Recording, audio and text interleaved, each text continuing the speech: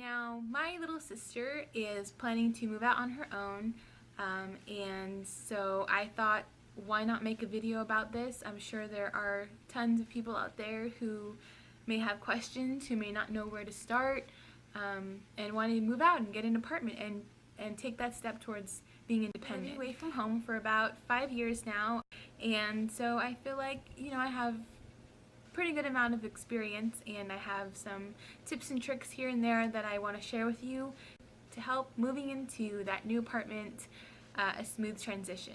So the number one thing that I want to point out is make sure that you have sufficient income to cover your bills. Now, oftentimes they will tell you to have 3 times the amount of rent, so you need to be making monthly 3 times the amount of the rent you need to be paying every single month. That way you're not struggling throughout the month because there are other things you do need to be paying for.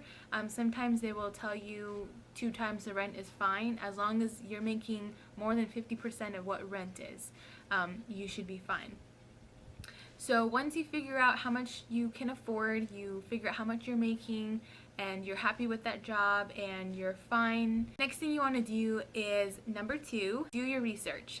So go online, get on your computer, look at different apartment complexes around the area that you want to move into. So you need to also look at the neighborhoods, figure out where it is that you want to live. Make sure you live in a safe neighborhood for one. Make sure you live in close proximity to things that you need, like grocery stores, and the mall, maybe movie theater. You don't want to live too far out in the middle of nowhere, especially if you don't have a car.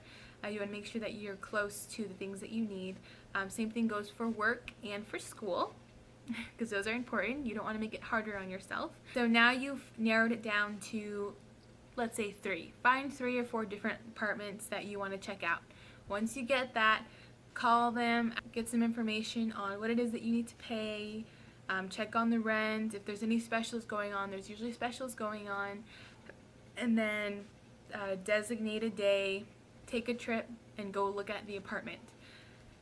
It may seem really nice online, the pictures might look great, you might go in and even see the model and think it's phenomenal, but you need to make sure that you ask questions about the apartment. You need to figure out if you can pay for an apartment on your own, like if you can pay for that rent and you'll be fine with other bills on your own, and you do consider your renter's insurance, your phone bill if you're doing that, your car or your car insurance, or electricity, food, appliances, all those things. If you're able to pay for all of that on your own, then by all means go for it. But if you can't pay for the rent on your own, or you can't prove to them that you can't show proof that you make at least 2 times the amount of rent, then you're going to need a guarantor.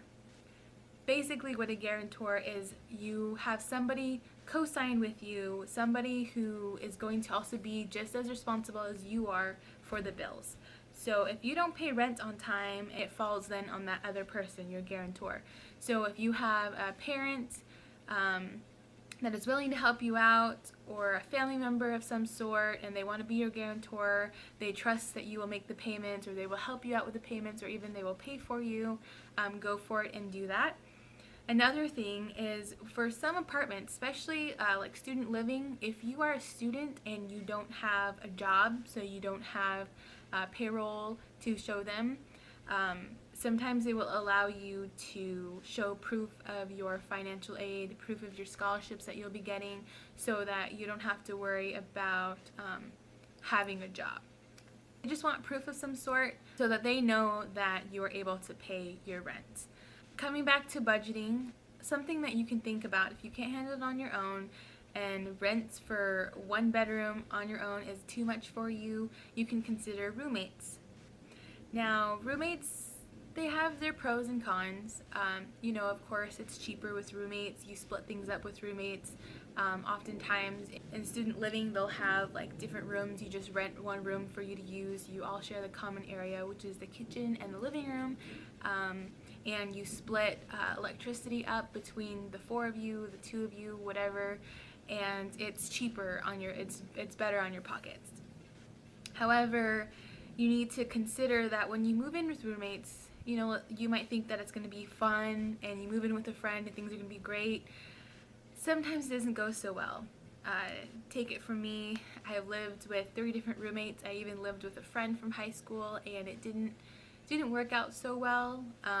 You need to make sure that you have really good communication. You need to make sure that you can trust each other with paying those bills on time. Also, their living style. You need to make sure that you and that person kind of go about life on a daily basis the same way. You need to make sure that their habits kind of fit yours, because it can be pretty stressful when it comes to moving together and you don't really know their habits, or you don't really know how clean they are, or if they play music really loud, if they like to throw parties all the time, and so on and so forth. Especially if you're a student, you don't really want that kind of distraction.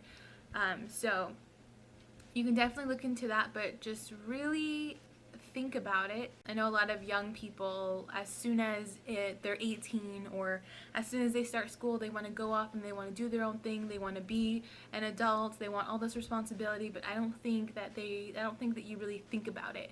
You know, you need to realize that getting an apartment is a big deal. You're signing a lease for a whole year or a whole 6 months or whatever.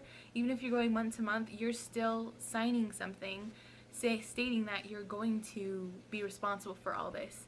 So if something happens to your job and you lose your job, no one's going to pay that for you. It's going to fall on you. It's going to hurt you. It's going to hurt your credit. So you need to make sure that you can afford that.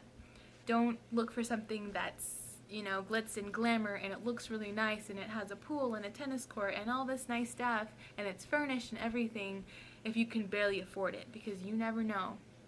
You never know what could happen. That leads me to my next thing, which is saving. When you're saving, make sure that you're saving for at least 3 months' rent, just in case anything happens. You're ahead of the game. Everything is great. As well as your electricity. When you are going to open your own account for electricity, there is a security deposit. Make sure you call, figure out how much that is. Make sure you save up for that. The same thing with living with a roommate. Make sure that you put that in someone's name, someone that's trustworthy, someone that's going to pay it on time. Make sure that you have money for furniture. Of course, moving into your very first apartment, you're not going to walk into a fully decorated, fully furnished apartment or anything like that. You're going to start off with the basics.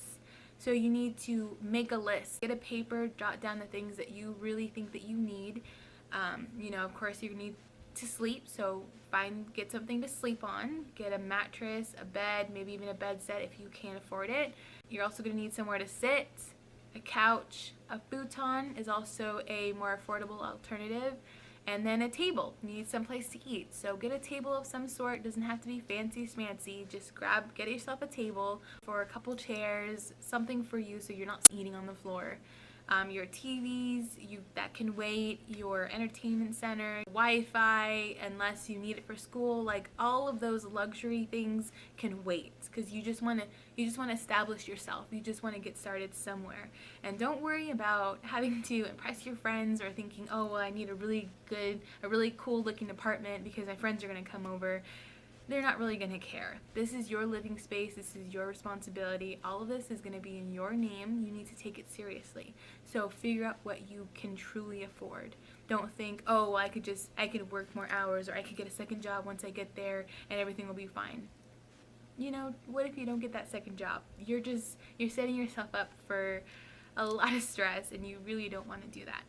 Another thing that I want you to consider is think about all of the miscellaneous and all the small things that you will need to be restocking on. Make sure you have a budget for that as well. You're not just going to walk into a bathroom and toilet paper is going to magically just be there like it is when you were living at home.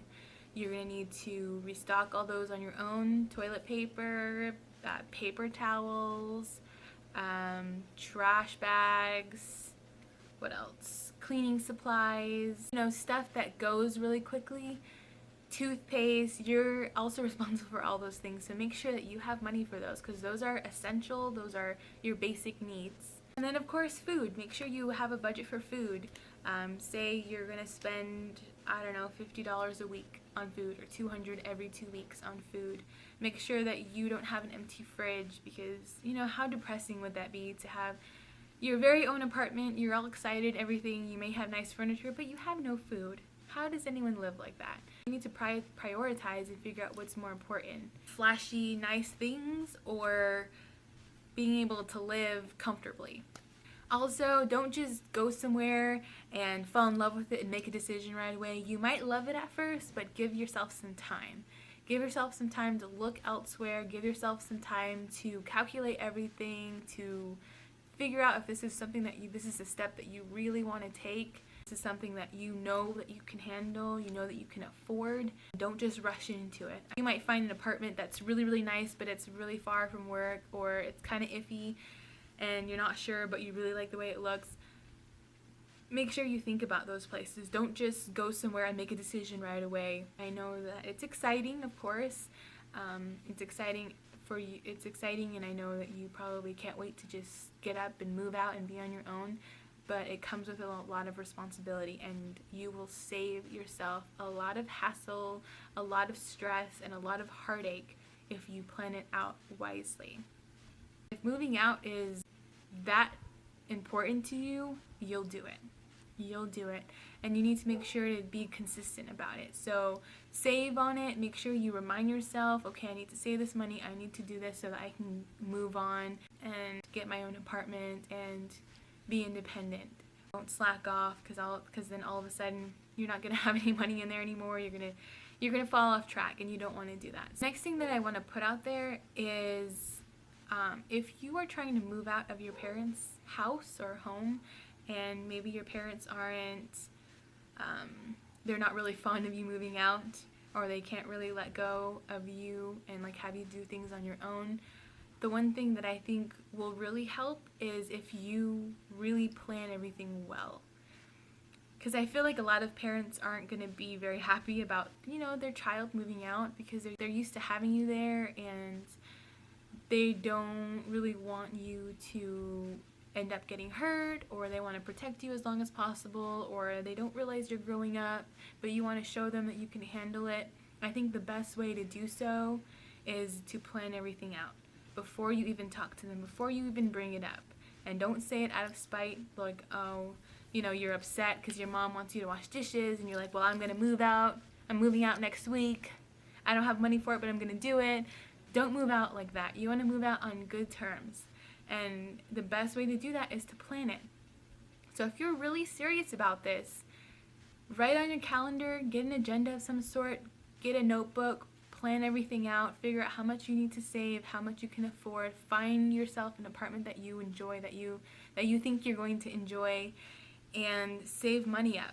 And I think if you sit down with your parents and you tell them, hey, this is something that I've been planning for a while. I know that it's a huge responsibility, but this is what I've done so far. I feel like it's time for me to move out.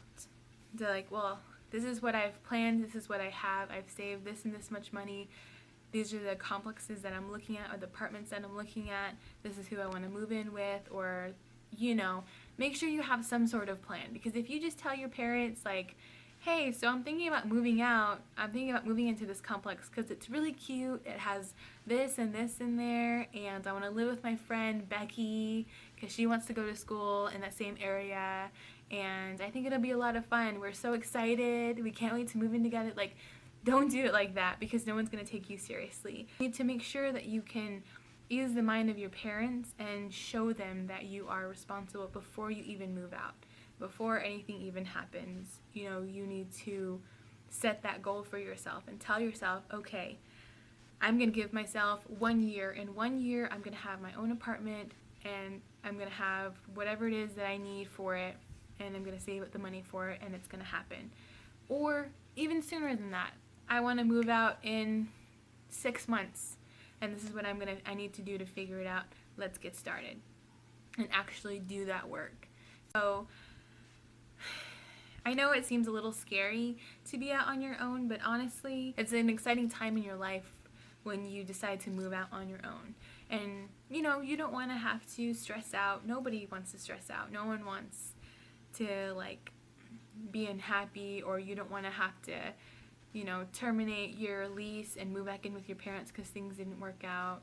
you don't want to mess with any of that. So just make sure that you have everything together. Sit down with your parents, talk it out. You will be so much happier if you have them behind you 100%, and stuff. So yeah.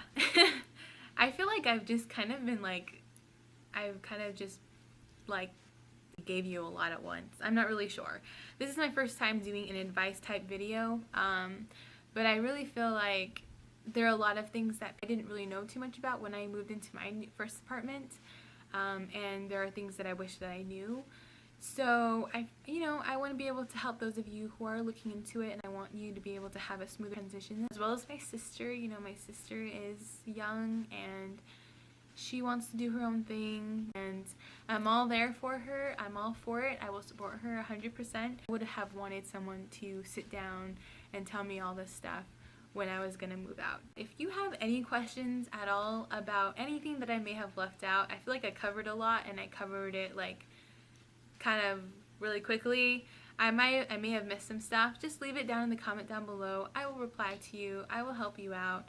I will answer any questions that you may have about it. And yeah, I wish you guys all good luck, and I hope that you find what you're looking for, and I will see you in the next one.